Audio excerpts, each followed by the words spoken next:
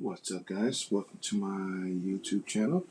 And today, figured I'd start doing a video on some Apple stuff that I have. I've had a lot of people who want to know exactly what I had on my iPhone, so I figured I would, show what I got on my iPhone. As you can see, I have an iPhone 7. This is a 7.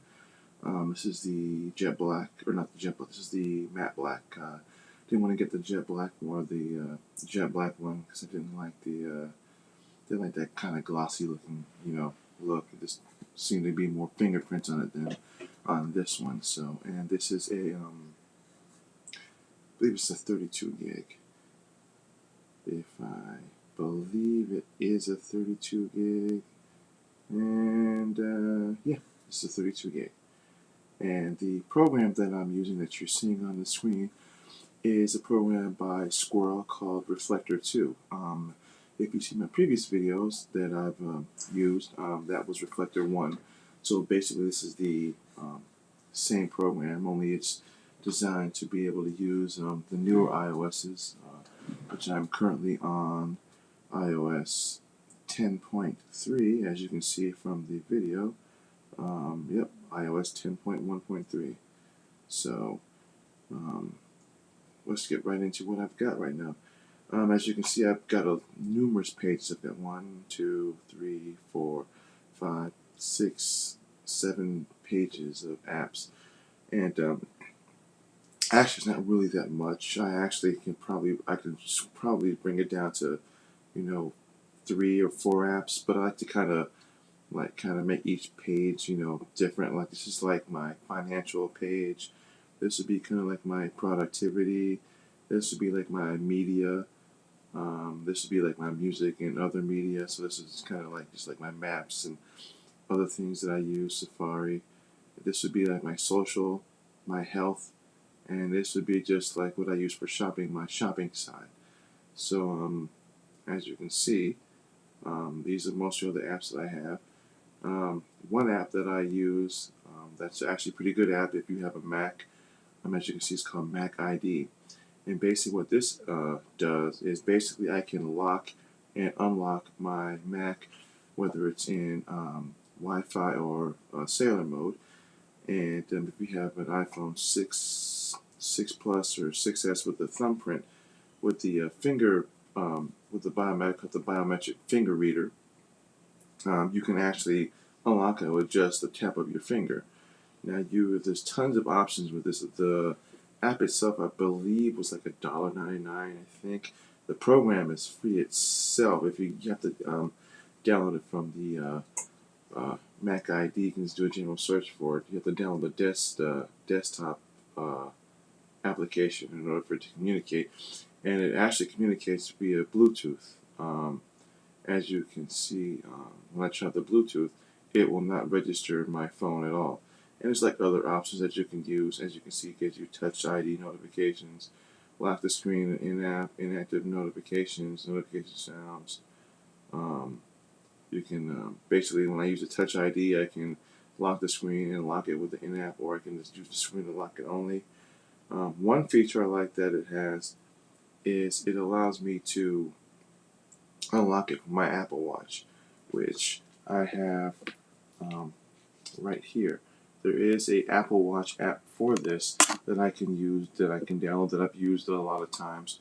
I don't feel like want to just feel like want to use my phone, which is actually kind of cool considering that what you get for the app. It's a pretty robust program. It allows you to lock and unlock, and you don't have to. You can this work on any Apple Mac, MacBook Pro, Mac Air, any Apple device you have, it will work on. I'm not sure about the older stuff, the older Macs, but it will work on the newer MacBooks, Mac Minis. I had the 2012 Mac Mini.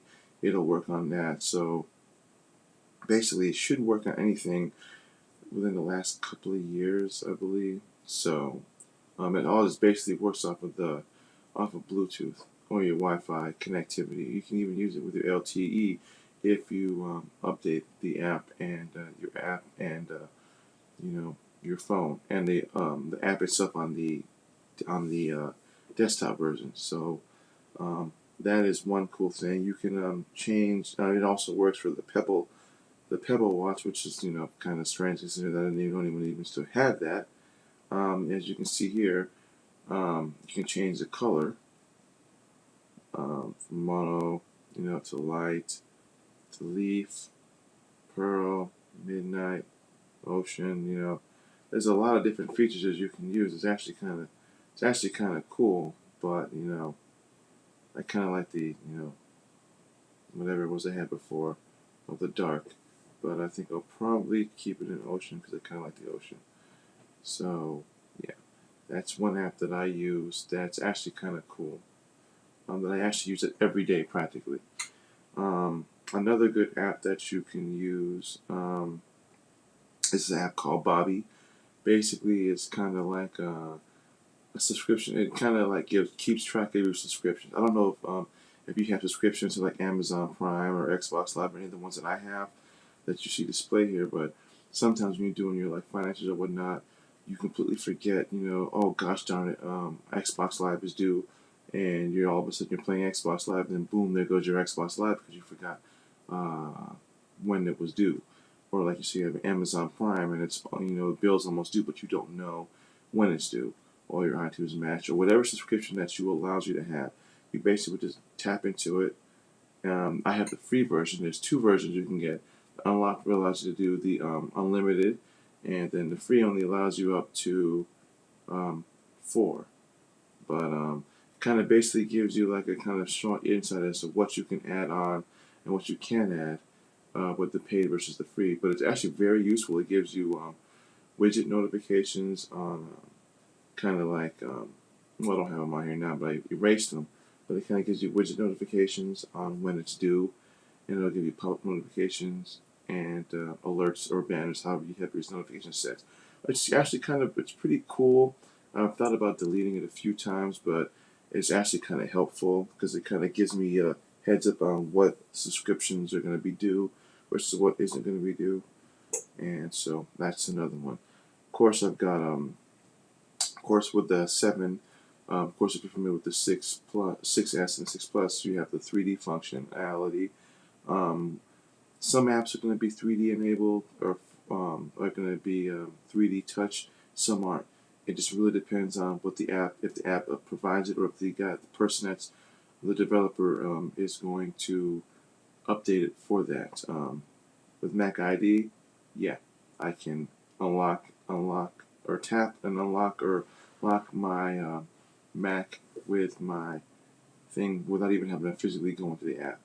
Same thing with I don't know if Duo will do it. No, see, usually the ones that don't have it are the ones that'll just basically be able to share the app. So it really depends on the app that you have, and if the developer of that app is updating it to support 3D Touch. So that's a few of the apps that I have. Another good one that I have, it's called Home Budget. It's basically kind of like a basically it's Home Budget. It just kind of keeps track of your daily spending and what you have in your accounts, and you can use the backup via Dropbox, or use it to you can use it to back up to your iCloud. So if you ever got a new iPhone, you re-downloaded the Home Budget, you can sync it with Dropbox or with your iCloud account, or email it to yourself, and you can have an email copy, and you just um, basically restore from that. So that's basically another good app that I use constantly. Another app that I have, this is something I use. I have at home. This is called Noki. It is basically it is a Bluetooth enabled lock. So I'm not sure if anyone's familiar with this. It's kind of like one of those smart home type things. Um, basically, um, what it does is it allows me to lock and unlock my phone by just basically tapping on it, and it sends a Bluetooth signal from my phone to the lock. Now, this is actually kind of useful because I don't know about you, but sometimes you forget a combination or you lose your keys, and then you have to kind of find someone to break the lock. Basically, with this app and the lock, basically, if you're since it's battery operated, it runs off of the little type of kind of battery locks. Basically, if your lock loses power, you can do what is known as a jump start, which you basically take the lock, the battery, the small battery type thing, and there's a little button on the bottom, and you basically would stick it up under that, kind of like give it a jump start, and it'll give you instant power. And what the app does is it will allow it to slide, it'll slide to the right, and you hit the tap to unlock, and it will unlock it. And you can basically add people to it if you want to, so they can share using the lock. If when you're not using it, you can get a fob key for it. You can get it basically gives you a history on. Forgive me, sorry about that. It's 2:25 in the morning. It kind of gives you like a brief history of when you locked it, unlocked it, or if someone managed to was messing with your lock. It'll kind of basically let you know. It'll give you a notification as to when something happened to your lock, if someone tried to mess with it, or anything like that. It's called the app is free. It's called Noki. It's the locks. You can get them on Amazon. They can usually run around $30 some odd to $65. It depends on the color, basically.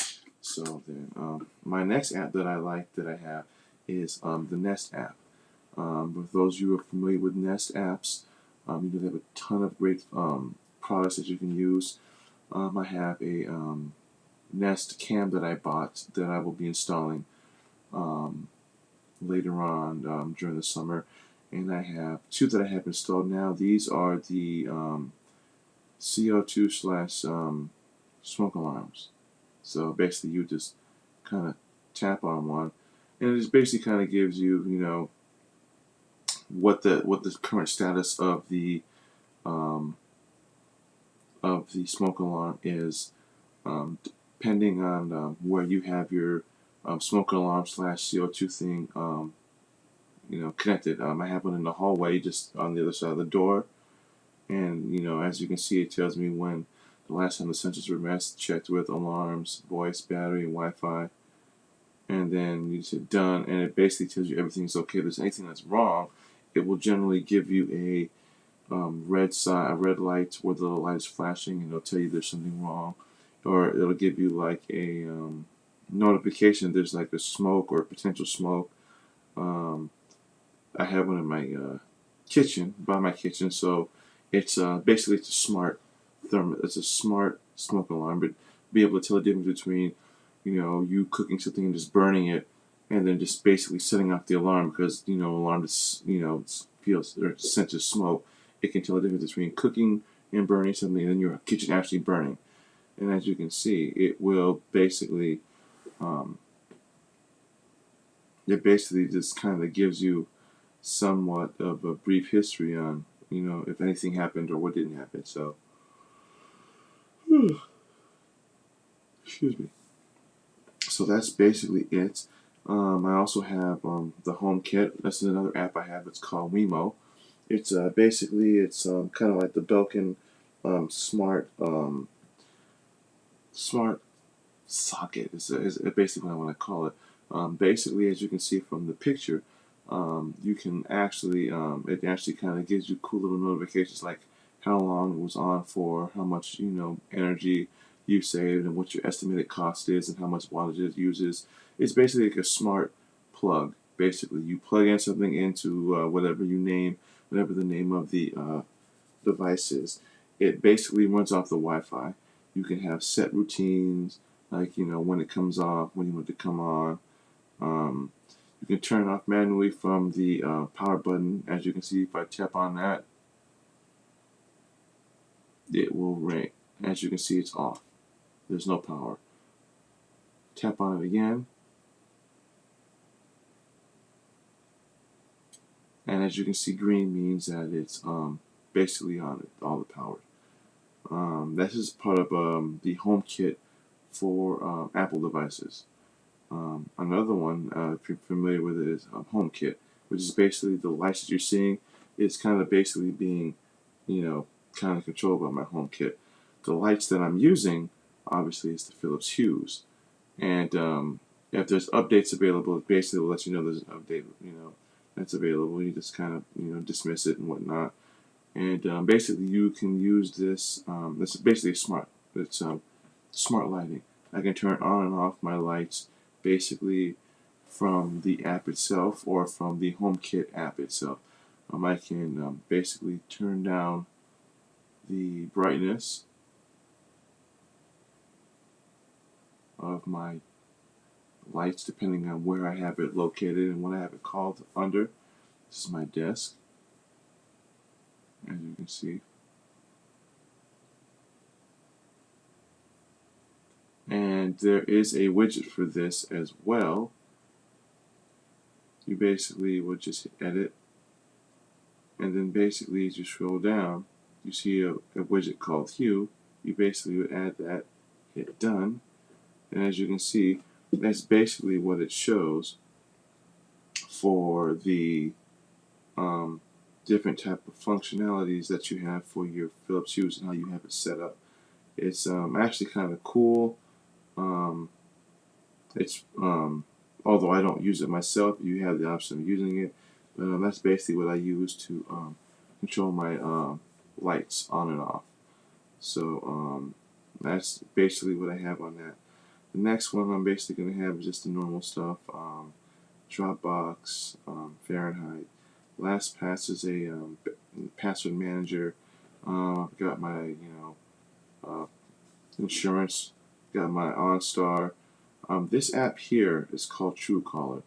Basically, this is kind of like a spam kind of blocker. Kind of like notifies you if there's like say someone calling and you're not sure.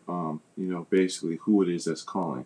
Now, what you could do is you could basically just type in like whitepages.com, or basically just kind of go and kind of search for the number itself. But there's actually an easier way of doing that. As you can see, we're just going to take this one for example. You just basically tap on it, you copy, exit out the app, go to Truecaller. Basically, we'll search, and it's basically going to search. If they can't find anything, it won't find anything. But say you want to know who this person is that's calling.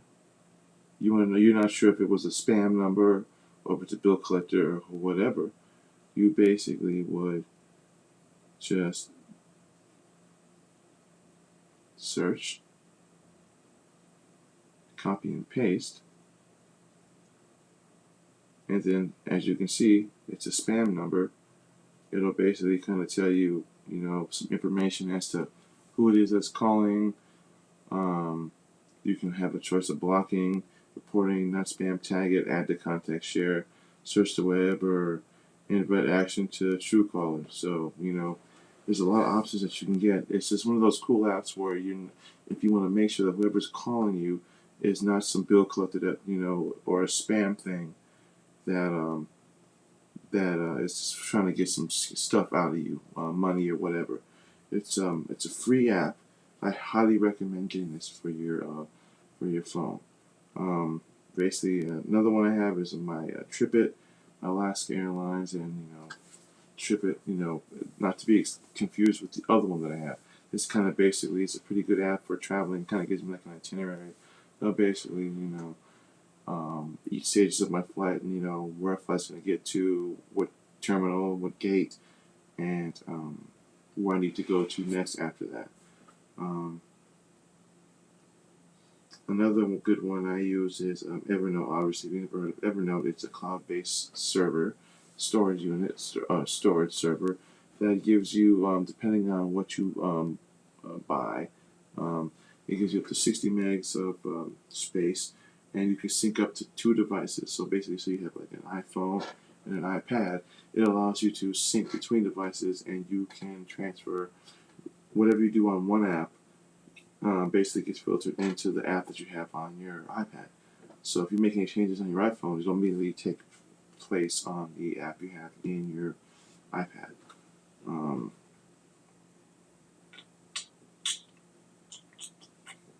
Basically, I have Google Tile, Google Maps, Clock, Authenticator. I have Procam, which is a very good camera app. If you don't like using the camera, if you don't like using the camera stock app, I highly recommend this. As you can see, it allows you to basically just customize your picture to whatever you want. It's a very good app. I highly recommend it. It's a free app. It's robust. Has a lot of things in it. Another app that I have is Capture. This is for people who have GoPros like myself, which you basically would use this app, as you can see, and you would use it to connect to your camera, and what you would use is whatever your camera sees, it's displayed on the iPhone or your iPad. It comes in really handy if you want to use a hole, if you want to hold it somewhere and you want to make sure you can see what it's showing from your camera. You basically would just enable this app because your GoPro will be on. Enable the app, and basically it'll show you exactly what is being shown through the screen of the GoPro. It's a very interesting app. I mean, I do like a lot of video vlogging and stuff like that, so it's a very useful app. And of course, I got my usual. These are my social media apps: YouTube, Snap, Periscope, YouNow, and my health stuff. Pacer, which is basically a good app. It kind of paces your footsteps, how many calories you burned in that day, and how active you were. Then you got My Pal Fitness, which is kind of, almost the same thing as Pacer, except for, whatever you eat for dinner, lunch, or breakfast, you can log that in. You have a certain set of calories that you gotta, that you can't eat over, or it tells you kind of useful information how many carbs you're eating per meal, and then try to keep it below that. So it's a pretty good app. Then I got my, just regular shopping apps. So my American Eagle, Amazon, various other ones. So, but yeah, that's basically what I have on my iPhone 7. I'm going to be doing a lot more videos. Basically, they're going to be like tutorials. This is just one to show you what I had on my iPhone. But I will be doing tutorials, and this is basically the tutorials are basically kind of like now that I own an iPhone, how do I do this? How do I do that? Or if you have issues with your iPhone and you're not exactly sure, you found a lot of videos that kind of describe it, but they're not really showing you the full extent of what it is. It's basically kind of like what I'm doing. I'm kind of just kind of the in between the cracks guy that kind of shows you some of the things that you probably wrote in other videos, but at the same time show you things that you probably haven't thought about doing that the other videos don't show you. So that's basically what this whole Apple thing is that I'm going to be doing is going to be used for. So thanks for watching my video. Subscribe, and share my broadcast. And if you have any questions on anything that's Apple related, or you're not sure about something and you want me to, kind of show that in a video next time, then I would just drop me a comment, and I'll be more than happy to see what I can do, and if I can get that in, I will get that in. Thanks for watching. Subscribe to my channel, and